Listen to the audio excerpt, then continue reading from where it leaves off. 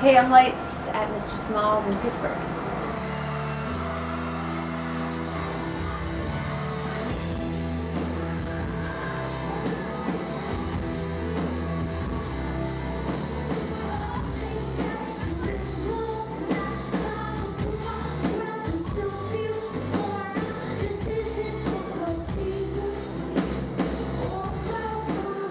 Really excited to play Mr. Small's. This is a really cool venue. It's beautiful and it's a really nice day. There's like the sun peeking through this hill over here. And it's very nice. I really do enjoy playing in Pittsburgh. We actually played here earlier this year. And it was one of the most fun shows of the tour. I had such a good time, so really looking forward to coming back to Pittsburgh.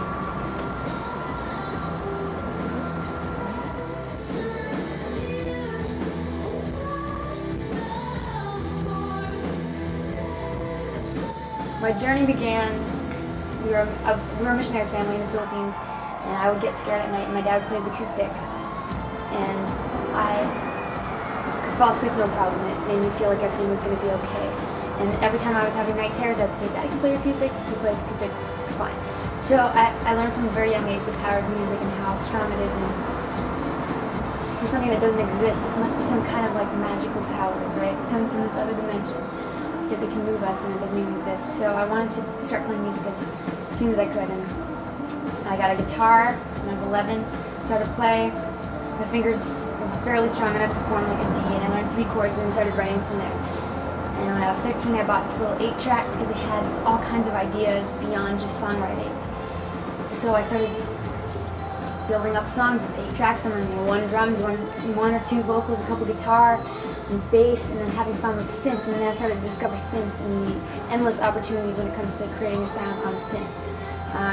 The first time I experienced that was I ran my piano through my amp and distorted it, and it had this really gritty sound, and that was kind of the inception of me being like, oh my goodness, I really need to get this.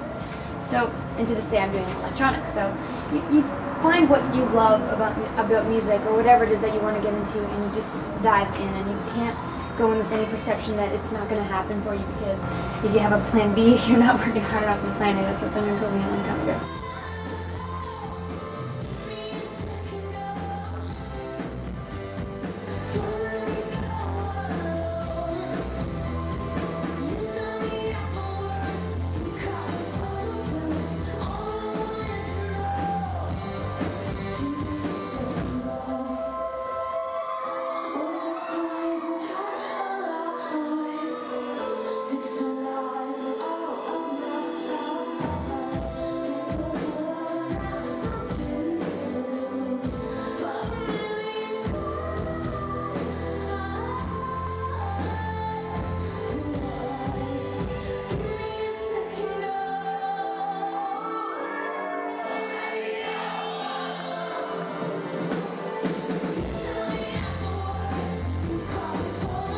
Dove right in, and I was, in high school working really hard and getting good marks, but would come home and write music and go to Toronto on weekends and write with other people, and I ended up meeting my manager through very random. I was in this weird pamphlet Walmart ad, and the makeup artist knew this guy, and after he heard me sing, he hit him up and said, you gotta hear this girl, and he didn't really manage anyone else, but he was managing one other person at a time. His name was Younger Mesh. He was really awesome. We met about 11 years ago, and he said, I gotta help you do something with your music, because he saw how passionate I was about it. So we kind of put together this demo and shopped around the record labels and got a lot of rejection, got turned down. It's one of the things you can't be afraid of when you're going into something, because not everyone's gonna get it. Kept going, kept working on it. I got signed as a songwriter when I was 16, and as part of the process of learning how to write good songs, wrote for television shows and things like that, and all the while saving the best stuff for myself. Came up with the first song that I thought was really good enough to show the world. It's called February Air in 2006, and I put it on MySpace. And from then I've been building up this really awesome underground fan base. And here we are, playing Mr. Small's in Pittsburgh.